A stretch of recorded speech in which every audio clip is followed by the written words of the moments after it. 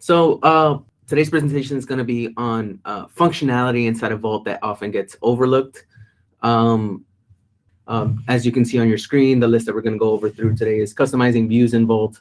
I know this is pretty handy to some people, ensuring that you're seeing what you need to. The find tool. This is one of my favorite ones to go through in training because it is one of the most robust tools inside of Vault. Grid, Quick Find, and the Query Builder. These are a couple similar to the Find tool, but they are a little faster to set up. We'll go through that in a little bit. Go to Working Folder, go to Folder, and go to Item. These are some quick picks and clicks that will help you get to what you're looking for a lot faster. Property editing in batches. This one is actually coming from a couple of support cases that come in through Lifeline. Some of our customers asking, hey, is there a quicker way for us to do this? Quicker way for us to edit properties? The answer is yes. We'll go through how and what behaviors we'll see in there. And then Workspace Sink. This one also is one that we go through in training. But it is a pretty important tool to use depending on your workflow. And we'll get a little bit more into that as we go through. So first tool in here that we'll see is customizing views in Vault. One of the main functionalities here is seeing the information that you want to see in your Vault client.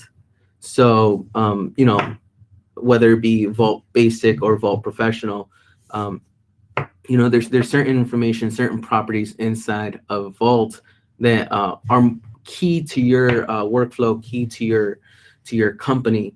So by default, every client has a certain list of properties that are available. So I'm gonna come in here and actually show you my client. When I say there's certain properties that show up, these are the ones that I mean. Each column is related to a property, whether it be the name of the file, the state that it's in. If you're just getting, if you have Vault Professional, but you haven't been using the life cycle functions inside, then a state might not be the most useful property to see in here. Another thing you can do is actually add filters in here to sort for you. In a folder, you can and we'll go through a demonstration in a little bit. If you only want to see files that are checked out to yourself, we'll be able to do that. You can search by project. You can have all these filters applied to your view, so that you're only seeing what is relevant to you. When we talk about views, we're talking about this drop-down menu here. Of course, by default, it's in the default view. If you click on it, it'll drop down. You have an option here to define your custom views, which is where we're going to go in right now. And you'll see the list of views that we have in here. You'll see I have already created a custom view that we're going to use today. So, instead of creating a new one, which we still can, all that does is allows you to name it, which is what we did here. Checked out to Jose. In this case, I'm signed in as administrator. So that's what I'm going to set up this view to show. I'm going to highlight the view that I want to modify, click the modify button, and this is where you can go ahead and apply the fields, which are those properties that I was talking about earlier, making only the relevant ones available to you. So if we click in fields, again, it gives you the list of properties in here that are available. By default, you can see the ones on the right-hand side. Those are the ones that are being viewed. Another good location, another good property in here that I like to have sometimes is, let's see, checked out by. If we want to know exactly who this is checked out by, you can go ahead and add this, click on the property and add it over to the right-hand side.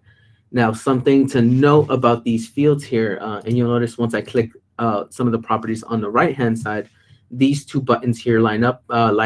sorry about that, to move up and move down.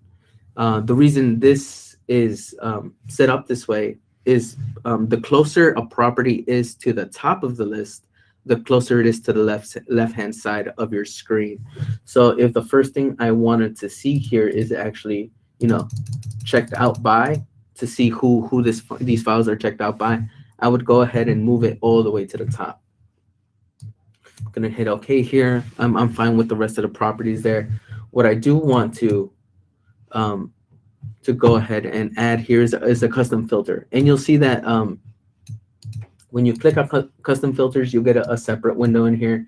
It doesn't have to be the checked out by property. You can pretty much apply any filter to this view, whether you want it, you want to filter out by comments that may pertain to a specific project, or you may want to only see, let's see. You may only want to see IPTs. You can check, make the file extension and make sure that it contains IPTs. Something important here, which applies to this and also applies to the find tool, which we'll go over in a little bit. You want to make sure that you add this criteria to your custom filter. Otherwise, if you just hit OK and we go back in, you'll notice that the file extension filter or property wasn't added. So just make sure that you're hitting add once you do it. I'm going to go back to file extension here, contains, and then I'm going to do it IPT. Something to note here, and again, this will apply to the find tool, which we go into a little bit. You can make these filters as precise as you want or as broad as you want. Just keep in mind that if you make it too precise, if you make a filter in here where you add all these properties and all this criteria, it may not find any results at that point. So I'm going to go ahead and hit OK. Yes, some other settings in here as far as the views, how you want to group by. That is a setting in here for your views to make sure that you can choose. Do you want to group your files by file name? Do you want to group your files by states, stuff like that? This is an option that you can show on there. Show auto preview is pretty self-explanatory there. Will it automatically show the preview there? So I'm going to go ahead and hit OK here. Those are pretty good. And then, of course, if you want to reset your view, is a handy button there just to reset. Once I'm done modifying my view, I'm just going to go ahead and hit OK. Or close here. Sorry about that. And it still doesn't apply this view. It's still set on default view. As soon as, but I can click on that drop-down menu and hit checked out. Now, what I mentioned earlier about making things too precise, I had two criteria in there. One was show me IPTs. The other one was show me stuff that is checked out to administrator, which is what I'm signed in as. But since nothing is checked out to administrator, nothing will show up. What I'm going to do to change that is I'm just going to go ahead and check out a file. And now when I change my view, you'll see that it's showing, hey, this is checked out by administrator, and it is the file name is set up right there. What's nice about this is if you go into a different folder and you have your default view. In this case, there's nothing in this folder to begin with because there's no filters in here. I can go to the folder above it. As soon as I come back to this one, the view I had on it previously stays pretty much until I change it. I'm going to go back into default view here and do an undo checkout just to make sure I'm not making any modifications there. I'm going to go back in here. And again, any questions that you have, send them in. If we can't address them during this the webinar itself, it's definitely something we can address afterwards. So we talked about those filters and adding that criteria. The next thing we're going to talk about is the find tool. Again, find tool is one of the most robust tools inside of Vault. So we're going to go through how those work, how to set them up. We're also going to talk about saved searches and saved search folders. I'll go a little bit more into detail of what that is. So let's go back in here, and the find tool here is pretty much these binoculars up here. You can use Control F. I know some of our customers like to use shortcuts to access the tools. So I'm going to go in here. What's nice about the find tool, and you'll notice here in the look for section, you can pretty much search for whatever you need inside of the vault. You can make it as wide to search pretty much the whole vault, and that includes, files, folders, items, ECOs, pretty much every workspace that's inside of Vault Professional. You can go ahead and search all of it at the same time, or you can narrow it down here. You can, again, search only for files. Now, what that does, and you'll notice here, if I go back to any, look in changes. So if we're looking for anything, it's like, hey, I'm going to search the whole vault, which is KETIV vault. If I'm searching for files, it automatically changes to Project Explorer. Now, these are the default locations that it will be looking, but you can go ahead and change this by hitting the Browse button and actually expanding all of the folders that you have. If I only wanted to search inside of Elevation and not pretty much Project Explorer down, I can go ahead and do that. I want to make sure I'm searching only in this folder. You'll notice that it changes in here and it tells you the new location that it's looking for. Something else you'll notice here is, similar to those filters that we set up earlier, you have a list of properties that you can search for. What's nice about this as well is, I'm just going to change back to items here. The list of properties actually changes depending on what you're looking for. It'll only show you the list that applies to that file type or record type. So files have more properties associated to them inside of Vault, so it'll give you more options. Just going to go ahead and quickly change this back to that folder. I'm going to pick a property here. Again, my go-to one, which is pretty easy to change here, is checked out by. I want to make sure, I want to see the files that are checked out by administrator. I'm going to go ahead and add this criteria. Same concept here. You want to make sure that you're adding these properties to your criteria list. The only difference is, unlike the view editor, if you hit Find Now, it'll actually warn you saying, hey, there's some properties that some criteria that you started editing, but it wasn't added. Did you want to add it now? So it's a little nicer. Go ahead and hit yes. It actually adds it to your criteria list and shows you your results. Again, just like before, I don't have anything checked out. I undid the checkout on the previous file, so there's no results here. So previously I went back, checked it out, and then I was able to change the view to show the files.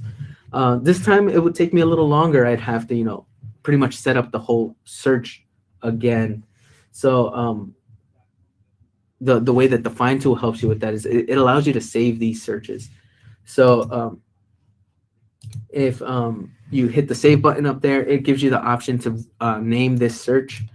So I'm going to name it AVA checked out by administrator. And you'll notice it has a little check mark under here, save as folder. What this means is if I keep it on, it'll go ahead and actually create a shortcut over here under my search folders for this specific saved search. Otherwise, it'll still save it, but we'll have to run it in a more manual way. I'm going to go ahead and create this shortcut and hit OK. And you'll notice that it automatically added it to the left-hand side here. We have this AVA checked out by administrator, as well as checked out by me, which is a search that I saved earlier. If we didn't have this shortcut, if we left that check mark turned off, the way that you would have to run this this search is, I'm just going to close out of here to reset it, go to find again, and you'll actually need to hit this open button here, and it'll actually give you a list of all the saved searches available to you. In this case, AVA checked out by administrator. what it does is it automatically repopulates everything the way you had it when you saved the search, exactly where I'm looking, the type, the properties, and then it runs it automatically.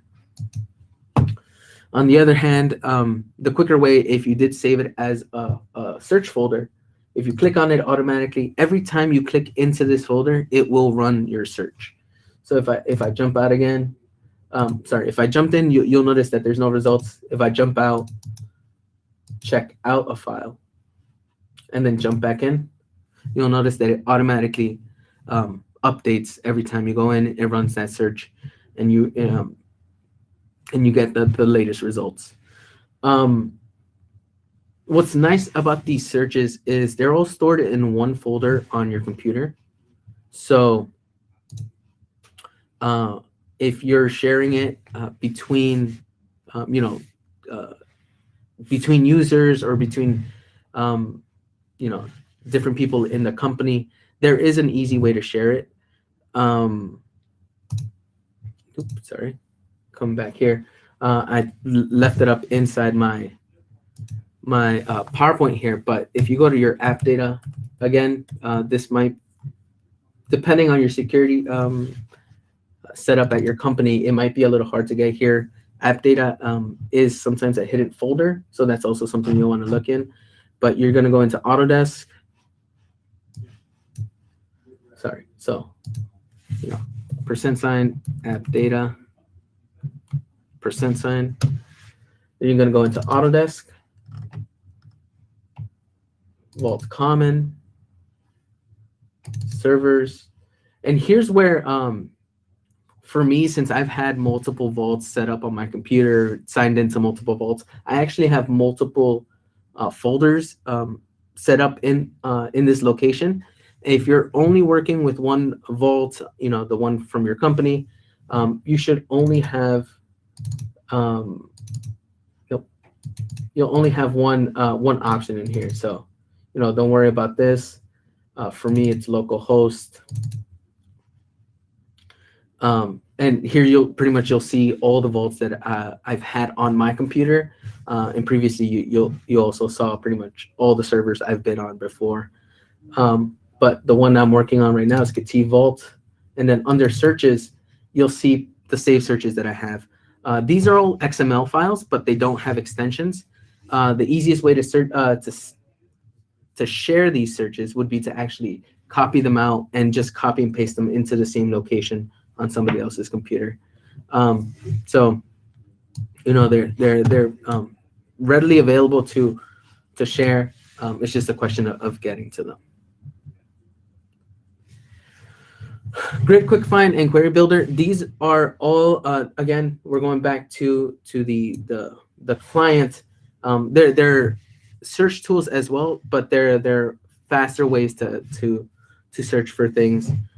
If you're familiar with the basic search, as far as Grid Quick Find, you don't have to use any of those wildcard symbols. If you're using the basic search, and I mean this one up here, sometimes if it's not the exact same name, or you're only looking for something that contains a certain keyword or a certain word inside the file name, you have to add a wildcard, which is that asterisk, to make sure that it's searching everything. With the grid, what you're doing is you're actually setting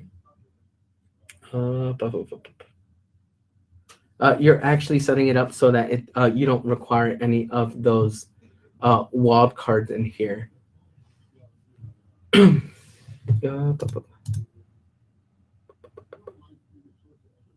it go?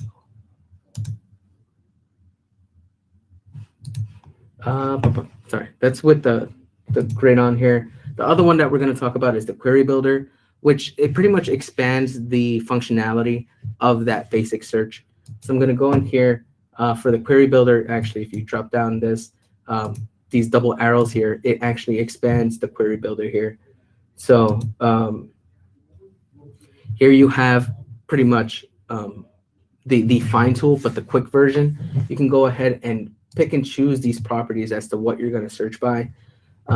So again, we're going to search by checked out by me, make sure that it's administrator.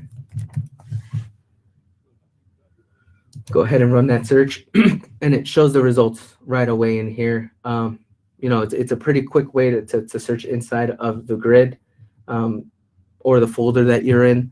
That's one of the downsides. You don't get to pick exactly where you're searching for. It has to pretty much be done in the folder that you're working on. I'm gonna go ahead and clear out of here. And again, if you're done with it, you can go ahead and hide it here. Where is it? Where is it? Where is it? Where is it? Oh, sorry. It's right in front of my face. I wasn't seeing it. Show find panel. If you click on this, the top column here, you hit and show find panel. That's where this quick grid find will come up.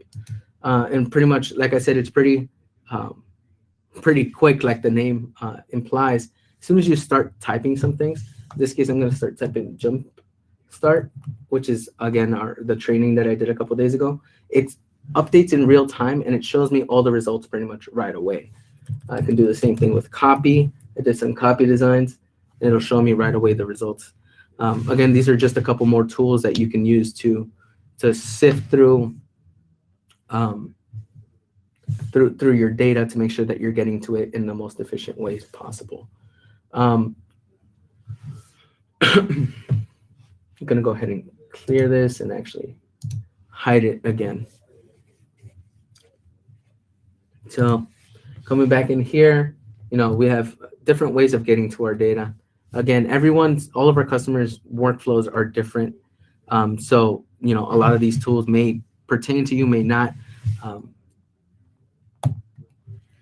Again, I talked about earlier, go to working folder, go to folder, and go to item. Go to working folder is a tool that allows you to go to the local copy of your files on your computer. Go to folder. Where I've used it the most is if I'm looking at an assembly or you know, a where used tab anywhere inside the vault. If you right click on the file, you can use go to folder to actually find the actual location of it. Go to item, same thing. If you're using item master, if you're using items in your workflow, go to item will take you to the location inside of the item master list without you having to open it up directly from the file. So just to show you what those are, you'll see that also something that you'll notice here is this bubble here. When a bubble is pretty much present or you know, empty in here, or even has a symbol in it, but you know, it has to have the bubble, it means you have a local copy of this file. So Jumpstart 2, the IPT, I know I have it in here. So what I'm going to do is actually right click on it and go to working folder. What this does is it actually takes me to the location on my local drive and shows me where exactly it is. Another neat trick about this is, and you'll notice here in my working folder, there is this elevation 1 is the lowest level of the folder. This is a helpful trick if you're trying to save a new file in a new location here.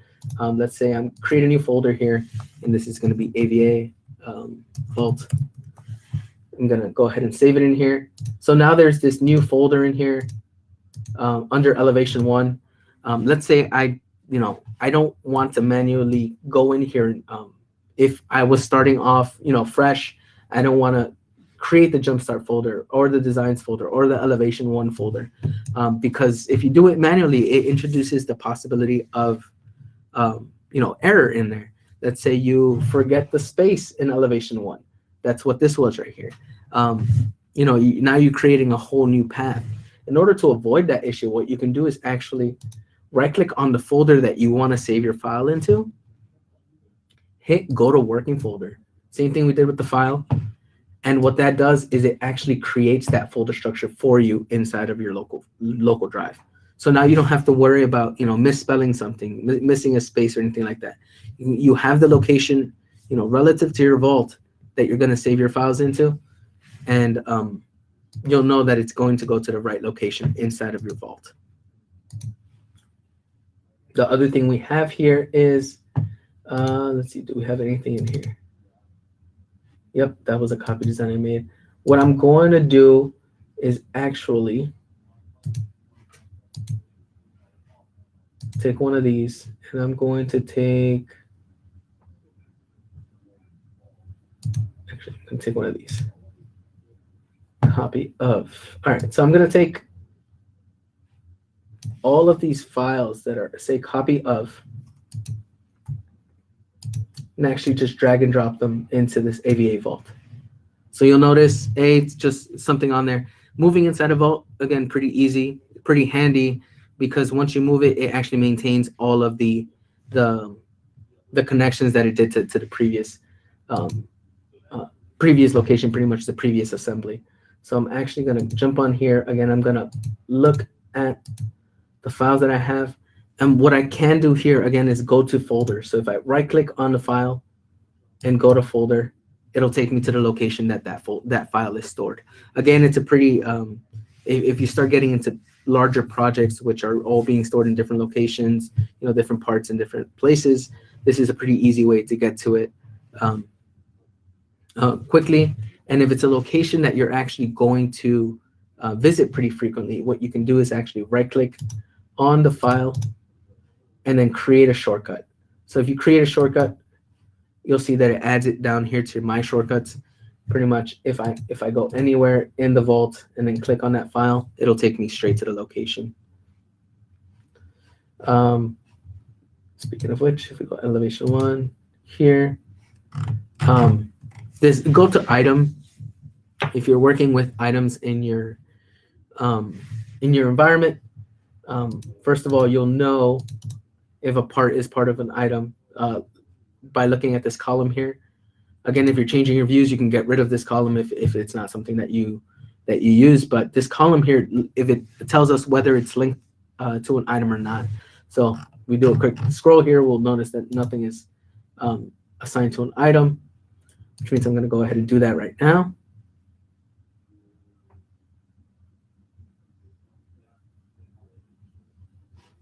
Just going to quick save it here.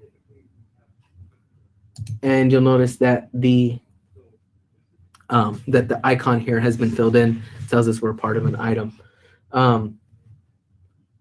Usually, if you're working in an item environment, and those of you who know this, it's all one big list. So finding stuff in here can get pretty hairy if you're not searching the right things, if properties aren't set up properly for items specifically. But if you know the part that is in the item, what you can do is actually right-click on it and use the go to item.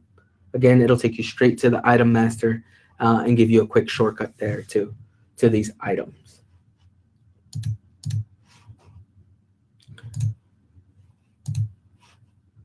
All right, property editing in batches. So let's say we pretty much it's useful in here because if you have a long list of properties that you have to edit or make changes to, it allows you to do that pretty quickly. The window itself behaves like a spreadsheet, which we'll see in a little bit. You can apply the same property down a whole list of files.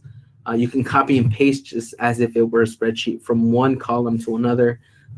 Two properties have similar values or have the same values. And then if you make changes inside of the vault and they're mapped down to the file, it'll go ahead and update those at the same time. So as an example, we're going to go into elevation 1.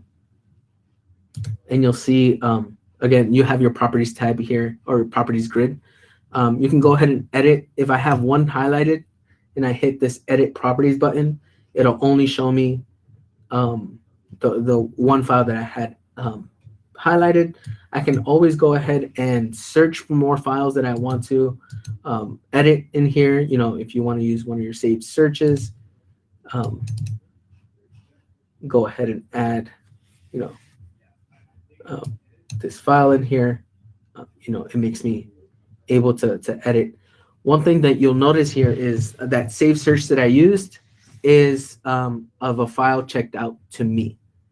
One thing you'll want to keep in mind is if files are checked out, it means they're being edited outside of Vault, which makes Vault say, hey, you can't edit them outside and inside of Vault at the same time. So you'll see that these properties are actually grayed out. It won't actually let me change any of these properties. So I'm going to go ahead and cancel out of here. I'm going to come in here and actually undo this checkout. Again, making sure that we can edit all the files that we need. But this time, instead of searching for the files, all I'm going to do is actually highlight all of the files that I need to. You'll see that the properties here go a little wonky. It just tells me that all of them vary from each other. So I'm going to go ahead and hit edit, and this time you'll see that all of the files show up, and I pretty much can change the properties as I need. One thing I mentioned earlier is you're able to apply one value to a whole list of files. And what I mean by that is you'll notice that author here has me down as some, and then has my colleague Grayston down as some. But I want them all to reflect me as the author. So what I can do is click on the top level or whatever level you want to start from. In this case, the top level has my name on it. And once you click it, you'll see this four-way cross here that you can click on. Once you click on that, you can actually drag it down or to the side.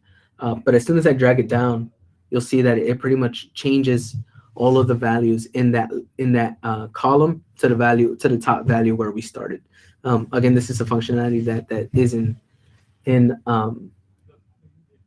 Excel or other spreadsheet programs. So it's something that you can do.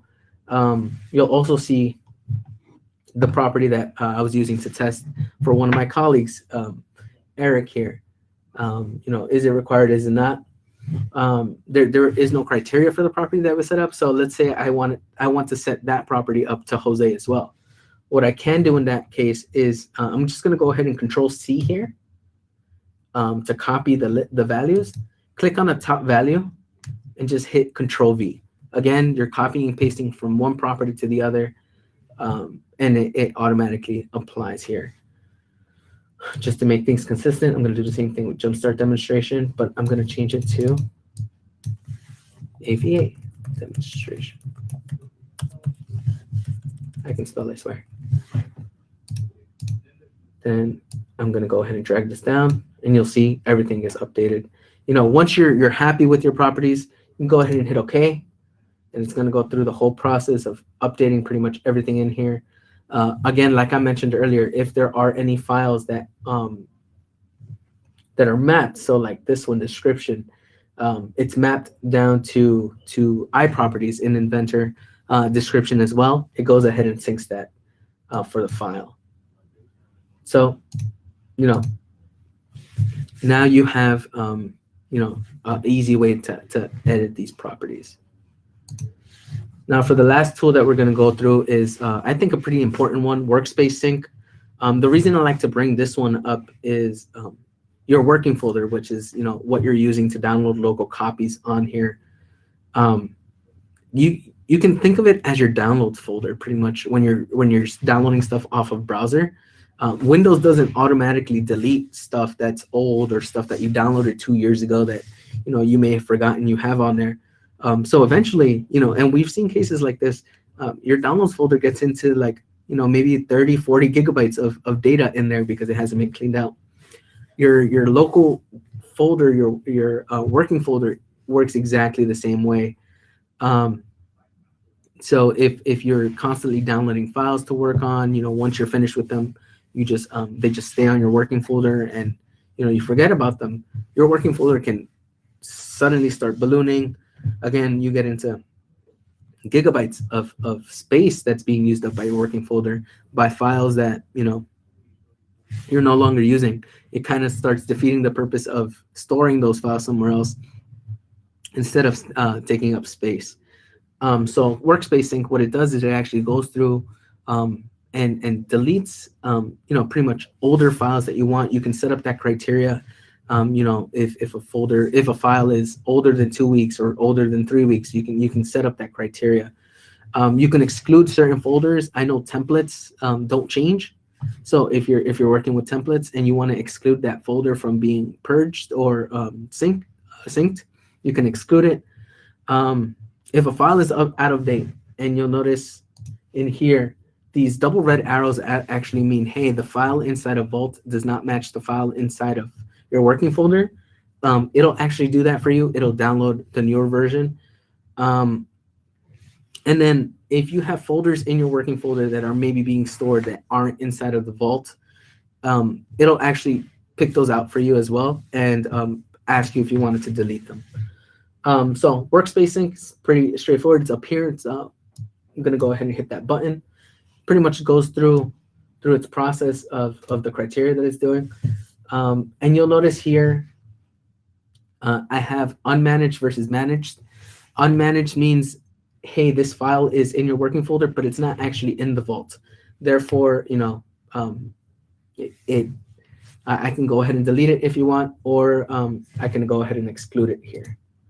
The other expired here, managed. Pretty much these are files that are on my computer, not checked out to me, and are way too old, for me to use. I haven't been using them. Just to quickly talk about expired, if you click this settings button down here, you actually get a window that tells you, hey, for managed files, how old do you want them to be before they get deleted? Anything older than 2 weeks will be deleted. As far as files that aren't in the vault, anything older than 3 weeks will be deleted. What the other things that you can set up here is, unmanaged files technically includes logs. So if you want to automatically delete logs or automatically delete BAK files, you can go ahead and make sure that it's picking those up as well. And then expiration here, if you want to add certain files specifically that you don't want deleted. So let's actually add this. I don't want that Excel file in there deleted. I can go ahead and add it. If I don't want a specific folder to be deleted, I can go ahead and add that as well. Once you're good with criteria, you have this final option down here, remove empty folders. Sometimes you create folders that you think you're going to use, but you don't really. So if you don't want those in there, you can go ahead and have them remove it. In some cases where you don't want to do this would actually be if there's certain folders that are mapped in your Inventor project. I've seen some customers do it. It happens to me sometimes. But if you map that folder and then that folder is not located in your workspace, it'll yell at you when you open it up and saying, hey, this folder doesn't exist. Do you want to continue? Usually it's like a content center folder that might not be used yet. You don't have any local copies of the content center folder, so the folder doesn't exist. You don't want to go ahead and delete that folder. Otherwise, you start getting that message again.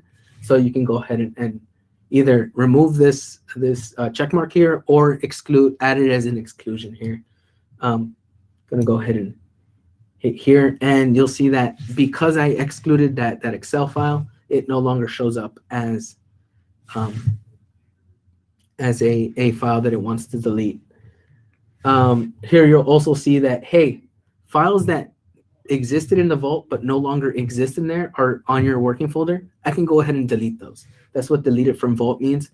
Jumpstart at some point existed in the vault, but it no longer does. But it still exists on my working folder, so it's going to go ahead and get rid of that. And then, like I mentioned, pretty much download, overwrite these files here with the red arrows. Jumpstart 2, as you'll see here. Pretty much it means that the local copy doesn't match the copy from the vault, so it's going to go ahead and download a new version for me. It's going to go ahead and hit finish here, goes through its thing, and gives you a success message, or if it runs into any issues, it goes ahead and lets you know as well. These are one of the things that I definitely encourage people use. If you don't use the Workspace Sink, what I would recommend here is, I'm going to go ahead and check this in just to bring up this dialog window. A way to mitigate the necessity for that Workspace Sink, delete working copies is an option when you're checking in. If you're done with a file and you're not going to be editing it anytime soon, go ahead and delete the working copy automatically on check-in. It'll save you some headaches. It'll save you some time, and it'll save you some space on your computer. With that said, I'm going to go back to our PowerPoint here. That's pretty much all the tools I have for this presentation. For sure. Awesome. Awesome. Thanks, Jose. I think that's all we're going to take for questions right now. Again, I'd like to thank Jose for being on with us this week. So, Jose, thanks. And everyone in the audience, well, thank you for joining us each and every week. It is the attendance of our user base that, allows us to do this each and every week. So with that, I'm going to go ahead and end for this week. We'll see you all next week, Thursday at 10 a.m. Thanks. Bye-bye. Thank you. Bye.